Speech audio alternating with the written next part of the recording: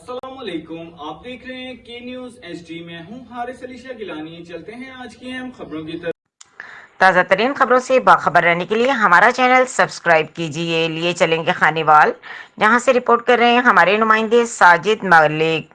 Makhdumpur फोहाड़ा DPO Khanewal और SHO थाना मखदूमपुर चौधरी मसूद सादिक गुराया की बर्वक्त कार्रवाई से मखदूमपुर बड़े साने से बच गया। यौम आशूर के जुलूस के दौरान सहाबा कराम की तौहीन के मुर्तकब खिलाफ मुकदमा दर्ज कर लिया। सियासी, मजहबी और शहरियों का शदीद एहतजाज।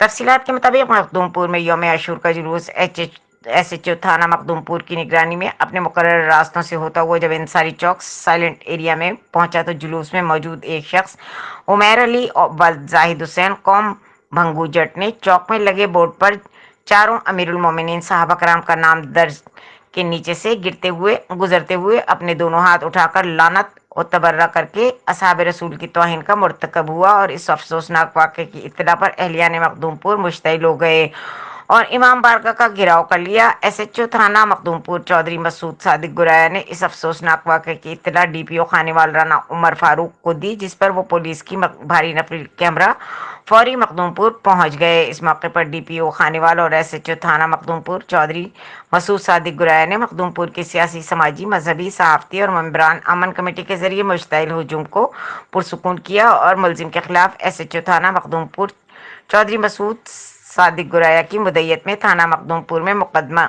दर्ज कर लिया, जबकि मुलजिमान मौके से फरार होने में कामयाब हो गया। इस मौके पर एसएचओ थाना मखदूमपुर मसूद सादिक गुराया ने कहा कि मुलजिम को जल्द गिरफ्तार कर लिया जाएगा।